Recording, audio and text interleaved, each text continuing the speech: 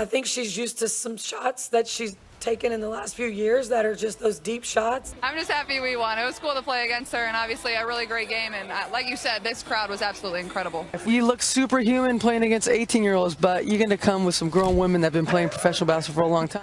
Yeah, I mean, it's amazing. You know, what Caitlin's been able to do in her short career so far has just been nothing short of remarkable. And, you know, the one thing that I really love about her, she loves the game. She was probably one of the first women's basketball players I really grew up idolizing and really like knowing. So I would say like that's like kind of my first memory is just like about the WNBA in general. And that was the feeling she had for Caitlin. I would just cry. That was my immediate reaction because I couldn't comprehend why wasn't I winning. Like all I wanted to do was win, no matter if it was a board game. Honestly, I think it's come with just developing strength more than anything. And also I think the way people guard me, like it makes me more difficult to guard. Like their defense has to stretch out more. And it wasn't something I always did early in my career here as a freshman. I did it a little bit, but I think sophomore year, as I had a year of strength and conditioning under my belt, you could really see my body was kind of starting to come into its own. My legs got a lot stronger, my arms got a lot stronger. And I think the biggest thing is like a lot of my shooting form, like a lot of it comes from my legs. Like I don't really shoot with my arms, and I think that's super important. My balance is really good. But yeah, I think the biggest thing is like I grew up watching a lot of basketball. I loved Steph Curry. They both have incredible range, as soon as the all-time leading scorer in women's college basketball history. Yeah, I mean, you all knew I was going to shoot a logo 3 for the record. Come on now. Everybody knows that the reason why our teams around the league are having sellouts are because Caitlin Clark and the Indiana Fever are coming to town. So obviously Caitlin Clark came into the WNBA as the greatest scorer in the history of college basketball, men's or women's. And that was in large part because she was clearly the greatest distance shooter we'd ever seen in women's college basketball.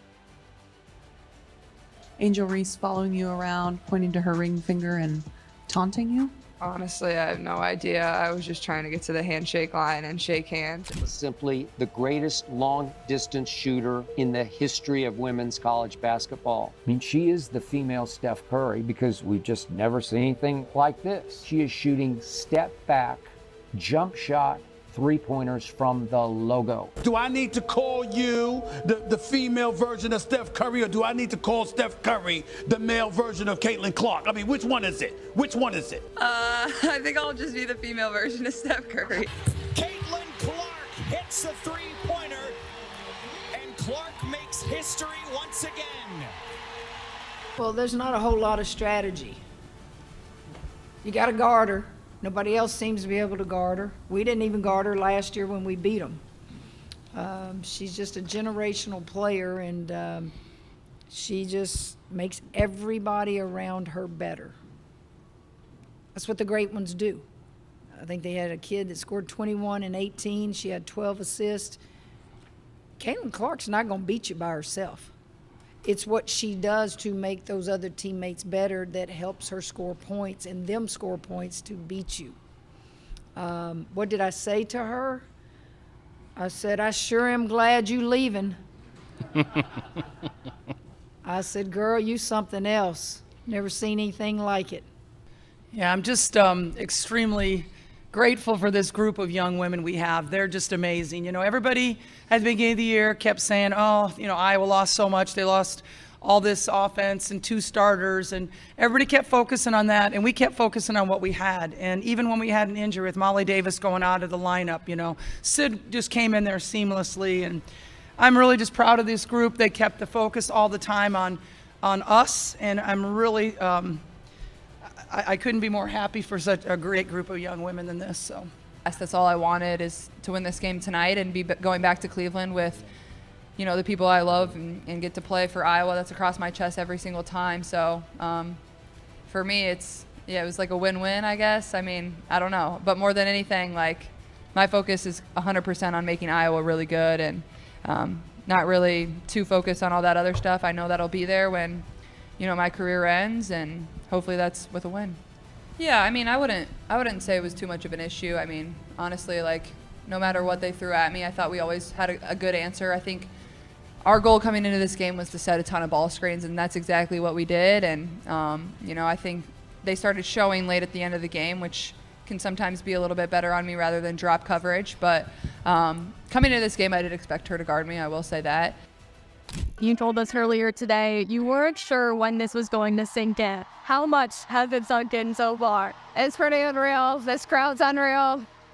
I'm just really grateful, honestly, to be able to be here and make so many of my dreams come true. Deserve it. They've supported me since I stepped on campus, and we had big dreams and big aspirations, and we achieved a lot, but we're not done. We're still looking for a little more, and I'm proud of our group. I thought we came out and battled well. They're the cutest. I'm so lucky to be surrounded by people that support me and want me to be the best every single day. And if it wasn't for them, I wouldn't be Caitlin Clark. So they're just as much a part of it as I am. And I seriously love them to death. And like I said earlier, I'd run through fire for those girls.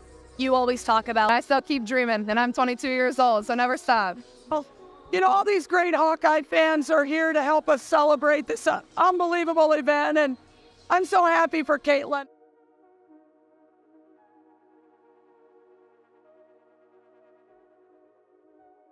you said yesterday you were curious to see how many more she would score. What do you think of a new career high and a program record? Yeah, she picked a great night to do it. We're going to celebrate Caitlin tonight because she deserves it. What she's done to uplift our program and women's basketball nationally is spectacular. And so she played a lot of co-ed sports, and you just saw right away, it just was so natural for her. And you could just see she loved it. And so we put her in everything that she could try. We said, try everything. Right. And she's tried tennis and basketball and absolutely anything to keep her busy. And she chased her brother. So when her brother was going to practices or anything, she was tagging right along with Brent and doing whatever drill or anything he was doing. She was going to give it a bigger, stronger, faster attempt. I'm kind of a perfectionist, so I think I need to make every shot, and I can't. Sometimes it's hard for me to let it go when I miss a shot. But Coach Meyer's been about just find something else to focus on the next play. And then when I turn the ball over and I know I could have got my team a layup, just go give them a high five and tell them you'll get them next time and encourage them, not worry about what just happened. I think just rest. I've been playing basketball for a year straight. It's not an easy thing to just show up to and shoot up to enjoy what I want to do. And at times that can be tough being in the position that I'm in, but I don't know. This is just something that I do not envy the position that Caitlin Clark's in. It feels like every single night you have people singling her out from around the league for things that she does. Even the other day, when we saw Caitlin Clark flip the basketball off of her opponent's head so it didn't hit her opponent initially got super upset about it. And then she went back and, maybe saw the video or her teammates filled her in, and she was they were oh, no, Caitlin Clark was actually protecting you. And then she was okay, my bad. She actually went up and apologized, which I could appreciate. But other than that, you just see. So that's the fun part. I found out about this less than a week ago, and to come back home, it just feels like my life is completed coming full circle, and getting the opportunity to coach these great players and be a part of the Dove, and again, to be back in my backyard in Phoenix, it's amazing. Oh my gosh. These are the greatest players in the world. And when you have the greatest players in practice, and I'm coming in fresh and hot and new, and the game is so different than when I coach from the college level, and even from when I coached the Mercury. They are so invested in the game and so knowledgeable. Their basketball IQs are off the charts, and they're basically going to be coaching themselves.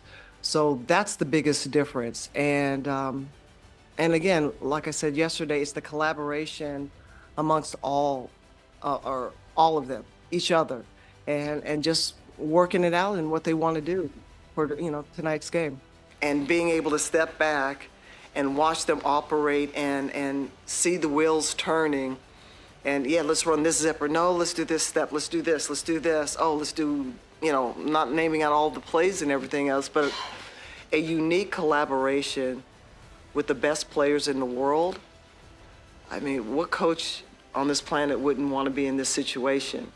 And now my job is to stand back, roll out the ball, and be the cheerleader, which is going to be a lot of fun. I think the biggest lesson that I can share with them is to stand back and be of service in the best way I can. I speak when I'm spoken to. I try to give them the best answers that I can and let them be themselves. And again, coaching is so, it's easy for me now because I understand what the players need and looking ahead. It's not just what they're doing on the court, it's off the court. I understand that for young players, it's important for them to establish, and I hope I'm answering your question, their brand. But basketball and brand, it's beyond that. And I don't want them to lose sight of what's really, truly important, and that's the love of the game and how and why they started playing with this round thing and how that made them feel. I never want them to lose sight of that. And I hope I answered your question. The fact that you said 40 years in me is astonishing. But think about it, guys. Yesterday, I'm walking around in this amazing facility. I think it's great. We've always wanted this attention. And so we have to put our best forward. Somebody grabs a little piece of the game and it becomes a narrative. We had a quick embrace after her first win against the Sparks in the tunnel. Angel, not a whole lot, if any. So I've been able to step back and it's working. And it was only a matter of time.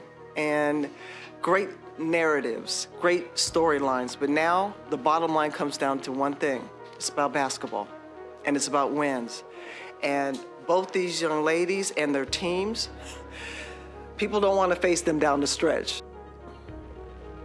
Ann Myers, Drysdale taught me, and Nancy Lieberman, Lynette Woodard, that my responsibility, and I didn't get it when I was young and at the height of my career, to pay it forward. So that's my job now. Is to pay it forward, not sit up there and stay in Caitlin or Angel or the younger players or even the current players now to stay in their ear. It's for me to lead by example. And anytime that they call on me, whether it's the collegiate level or the dub, I'm here to be of service. Is a remarkable human being, an athlete. And she is the model of how to play the game the right way, take care of your body off the court, and such an ambassador for the game. And I just love that she's being honored, celebrated, and again, she gets it. She understands and embraces the legends, the current. What a talent, just a tremendous talent, and she wants to win. That's the first thing. The first time we met, and she goes, "Coach, we're coming to win it," and that's her desire to not only be the best, but to just and the respect she has with her teammates.